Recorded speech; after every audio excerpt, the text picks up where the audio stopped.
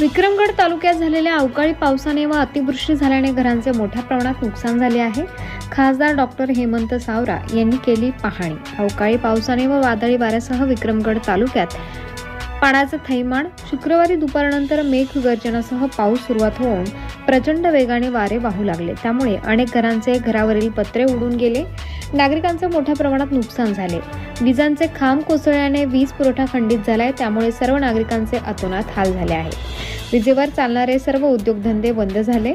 सदर नुकसानग्रस्त भागाला पालघर लोकसभेचे खासदार डॉक्टर हेमंत सावरा यांनी भेट देऊन नुकसानग्रस्त भागांची पाहणी केली। त्यावेळेस त्यांच्यासोबत पदाधिकारी कार्यकर्ते उपस्थित होते। विक्रमगड तालुका तहसीलदार चारुशीला पवार व महावितरणचे अधिकारी, मंडळाधिकारी, तलाठी, ग्रामस्थ मोठ्या संख्येने उपस्थित होते। या बातमीचा आढावा घेतला आमचे प्रतिनिधी रघुनाथ गांगुर्डे यांनी।